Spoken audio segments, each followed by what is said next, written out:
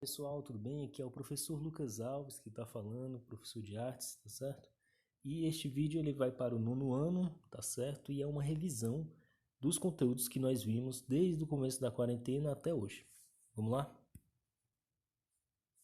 Bom, a primeira aula que nós vimos foi sobre o Georges Méliès, né? Que ele é considerado o mágico do cinema. Ele é considerado também por muitos historiadores como o primeiro diretor, tá bom? Ele levou o seu conhecimento em mágica. O Georges Méliès ele começa a sua carreira sendo mágico, tá certo? E ele descobre no cinematógrafo, que é aquela máquina dos irmãos Lumière, que os irmãos Lumière criaram, uma ferramenta onde ele possa exercer a sua liberdade artística da mágica com mais, digamos assim, mais força. E ele criou a sua própria produtora, a Star Filmes, e o seu filme mais famoso, lembrando que tem vários filmes dele, vocês podem achar no YouTube aí vários trechos de filmes e até filmes completos é, no YouTube aí, mas o filme mais famoso é o Viagem à Lua, ok? Aqui é a capa do filme do original.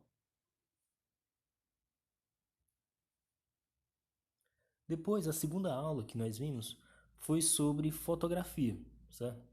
E aí nós discutimos sobre o conceito do instante decisivo criado por Henry Branson, certo?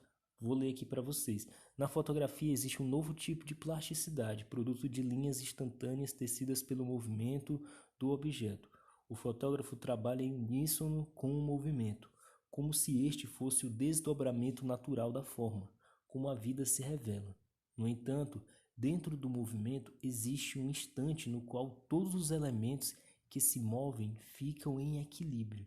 A fotografia deve intervir neste instante, tornando o equilíbrio imóvel. Ou seja, esse texto, o instante decisivo, é bem fácil de ser encontrado na internet para quem se interessar mais sobre fotografia e também sobre um certo assim ensaio. Esse texto ele tem um caráter ensaístico do Branson, no qual ele fala, ele teoriza sobre essa ideia que ele tem, essa tese que ele tem na cabeça dele de um instante decisivo, que é onde todos os elementos entram em harmonia e o fotógrafo vai lá e registra. E aí na fotografia nós temos a presença do contraste, certo? O contraste ele é de cor, ele pode ser claro ou escuro, quente ou frio, certo? Tem também o contraste digamos assim, de texturas, né? Eu estava procurando a palavra aqui, texturas. Você pode ter uma textura lisa, uma textura porosa, você pode ter uma textura, uh, você pode ter uma textura pedrificada, você pode ter uma textura em fumaça, ou seja, você pode criar contraste entre texturas também na fotografia. E vimos a famosíssima regra dos terços, que é ensinada em muitos cursos de fotografia por aí, né? Uma das primeiras coisas que é ensinada é a regra dos terços, tá bom? E eu até passei uma atividade para vocês, gravei vídeo, vocês podem olhar lá no canal da escola no YouTube. Bom, é importante falar da fotografia antes de ir para o cinema propriamente dito, né? E agora vamos para o cinema, certo? O cinema, ele é produzido em etapas. A primeira etapa é a do argumento. O argumento no cinema, ele é um documento produzido pelo diretor e o produtor, apenas o diretor, de quem teve a ideia de fazer o filme. Ele produz este documento chamado argumento. O que tem no argumento?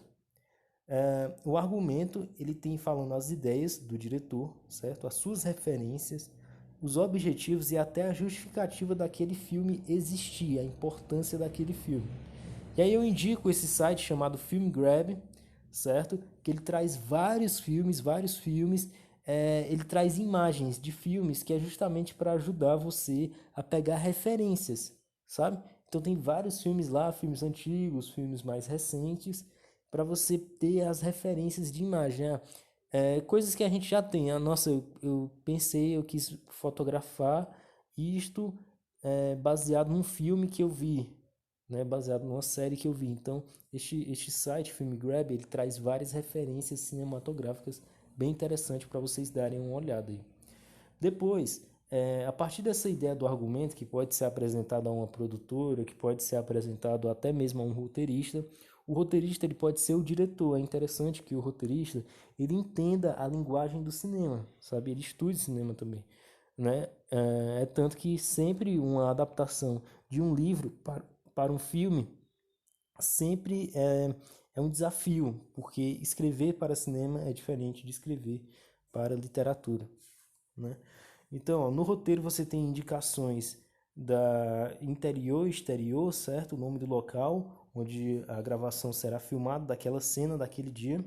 Você tem o tempo que o autor irá usar na maioria dos casos dia e noite, mas às vezes você pode encontrar entardecendo, anoitecendo, certo? Você tem e as rubricas ou ações, que é basicamente o que ocorre na cena. O fulano corre, entra correndo, entra gritando, cai no chão e chora, entende?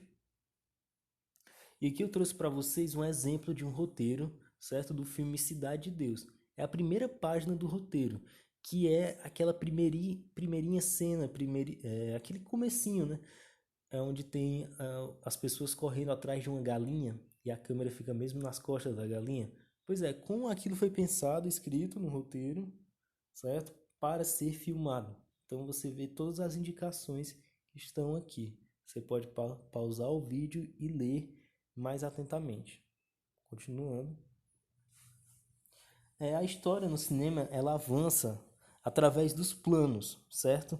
Através dos cortes também, claro, através do som, através das. Mas basicamente o cinema ele é a união entre o áudio e o visual, certo? Audiovisual, cinema é a união entre essas duas coisas. É a escrita, cinematografia, esse FIA é escrita, então é a escrita usada através do áudio e das imagens. Basicamente, os planos cinematográficos eles se resumem em três, que é o primeiro plano, é um plano médio, né? Aí você tem um plano geral, que é um plano mais aberto, e o primeiro plano, que é um plano menor, né? A partir desses três planos base, você tem vários outros subplanos. Por exemplo, você tem um plano geral, que é um plano mais aberto, de um compartimento, de uma praia. Você tem um grande plano geral, que é conhecido também como visão de Deus, né? São tomadas que você vê uma cidade inteira, um continente inteiro. Plano médio, aí depois vem o plano americano, né, que corta os pés dos personagens, que surgiu, ele tem esse nome porque surgiu nos filmes de westerns americanos. Sei também o primeiro plano, né, que é o plano que ele está mais focado no rosto do ator. E aí você tem um plano detalhe, que pode ser o detalhe de um olho, de uma mão, de um anel, de uma orelha, certo? O plano G, que é um plano criado, ele tem esse nome francês, né, que significa mergulho. Mergulhando, quando você vai mergulhar numa piscina, então ele é um plano filmado de cima, tentando pegar o que está embaixo. E tem um contra-plano G, que é justamente o inverso, que ele é filmado de baixo, tentando pegar o que está em cima. Né? O close, que é também um plano mais perto do rosto dos atores, tá certo? E aí na outra aula nós vimos quem são os profissionais, os setores de profissionais que trabalham no cinema. Por isso que o nome da aula que eu coloquei lá no blog é Cinema, uma arte coletiva, porque é feita por vários profissionais. Você tem o diretor geral, que é aquele elo que une todos esses profissionais. É ele que tem, digamos assim, a ideia, o sentido mais profundo do filme e tem que estar na cabeça dele muito claro, porque senão o filme vai virar uma concha de retalho mal feita, certo? Aí você tem a produção, que trabalha junto com o diretor-geral. O produtor é aquele que vai se importar com a logística de como buscar os atores, como, digamos assim, reservar os lugares para a filmagem. É a questão mais de organização mesmo, sabe? Organizar os horários, os dias das filmagens, com quais atores irão trabalhar em cada dia. Depois você tem a direção fotográfica. Basicamente tudo que você vê num filme foi o diretor de fotografia que pensou, junto com o diretor geral, claro. Ele é aquele que pensa no que é mais essencial, o que tem que ser filmado para que a história possa avançar.